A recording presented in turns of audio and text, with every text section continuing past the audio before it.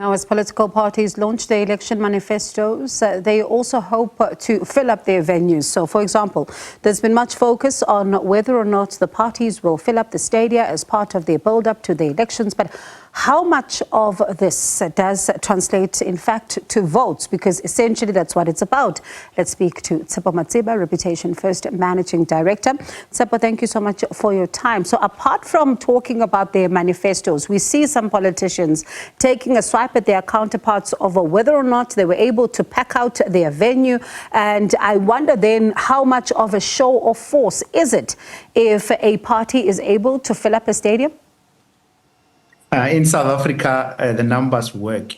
Good evening, and thank you for inviting us. The numbers are very important in South Africa's electoral system, and that's how it goes. And so the concept actually of filling up stadiums was conceptualized by Caspar Nyovest, and he credits that to WHP, the musician, when he filled up the Dome and then subsequently filled up, I think, 4, if not 5 other stadiums, including the FNB Soccer City in those days stadium. And so it does demonstrate and send a sense that there's color in a political party, that there's volumes in a political party, and it demonstrates that they are able to call on their members or supporters to show a sign of force and perhaps even a sign of power amongst the voting population. And in a sense, I think political parties would like to believe that this gives an indication of whether they have the right support or whether they're going to likely have the right support. Does it translate to tangible votes at the polling station? That's a different story altogether, because we've seen with different political parties, the DA, the Economic Freedom Fighters, the ANC, that in South Africa's the political landscape, showing up at a rally or showing up at an event doesn't necessarily translate to a vote. Because if that were the case, the EFF probably would be ruling South Africa, given the number of times that they've consistently managed to sort of attract crowds and fill up the stadium. And there are other interesting optics about filling up the stadium, the concept. The colors are very important. And if you look at the ANC and the EFF, they have the advantage of color, the ANC with that green and yellow. They're able to turn Moses Mabhida into that colorful environment. But the red substance as well, when they turned up at that stadium, created a mood of power and volume, because you know red is just that much powerful as a color. And so to an extent it does give an indication of some support, but it doesn't mean that the people who show up are actually going to vote for a particular party, as we've seen with one member actually who participated in the ANC's manifesto over the weekend, were taking the t-shirt and saying, well, this doesn't mean I'm going to vote here. In fact, I might actually go to the MK, the newly formed MK party. So it's interesting indeed, as a chain. So I'm laughing because you talk about colors and how the painting of a stadium could be, of a certain color because of the t-shirts. But there was also the beach that was painted in certain colors over the weekend, where we saw pictures of scores of people. What does that tell us then about the people who are choosing to attend the rallies as well? Of course, as a country, I think we have a long way to go in terms of getting the citizenry and the voter population to participate in the actual content of political manifestos and the actual content of political activity.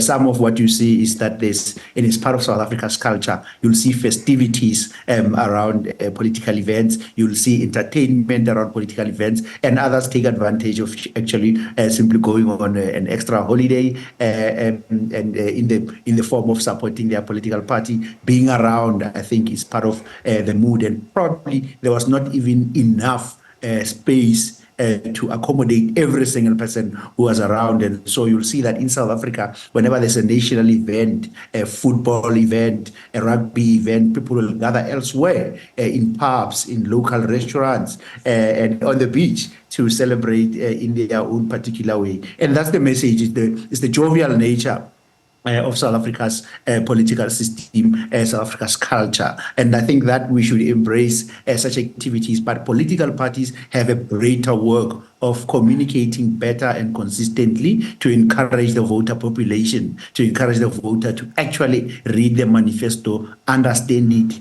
and contribute, so that when they participate in the vote, they participate in a meaningful fashion. So, Tshepo, does it then mean, because I'm listening to what you're saying, and this has been a conversation over time, the contention around the content and whether or not people do engage with these manifestos meaningfully. So does it then call for political parties to rethink how they are presenting these manifestos? Because in some instances, you're seeing thick booklets that, you worry if people will actually read and, grapple with, or should they then be simplifying them in point form for those who may not be interested in reading the entire 200-odd page booklet?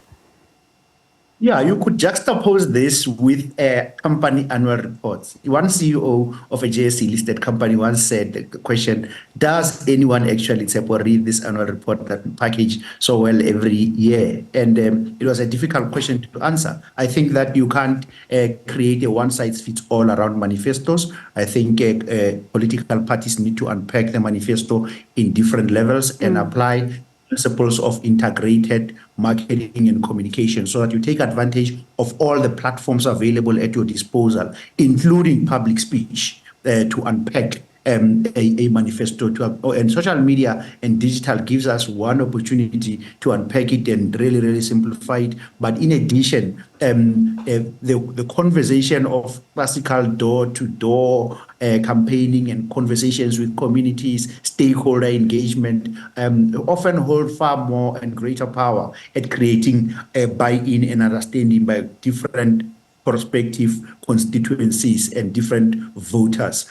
So the volume and sometimes the very academic or seemingly threatening language that are used in manifestos actually need to be chucked away, and far more simple, plain language philosophy should be applied, so that actually everyone has access. And then there's an important aspect about language, that some of these should be translated to as many different languages or groups of languages in South Africa as possible, so that you can have a far wider reach. I think, and I believe that the political parties are missing out on an opportunity. Instead of always following mainstream media, there's a greater opportunity at community level media to have conversations and to encourage people to participate using community radio, community print media, and community online media, and now community television, because there's only so much you can do and provide in terms of space on this specific platform, for example, where we are on editorially. And so the greater opportunity, really the missed opportunity, is community engagement and community media. And quite interesting, especially because you'd be speaking in a language that they understand as well, and the impact of the demographics of the communities. Quite interesting insights there, Tshepo. Thank you so much for this conversation. It's always a fascinating one when you think about this hashtag fill up the stadium. So let's see if the other political parties as well are going to be adopting the same approach when it comes to some of the venues where they will have the manifestos. That was Tshepo Matseba, Reputation First Managing Director.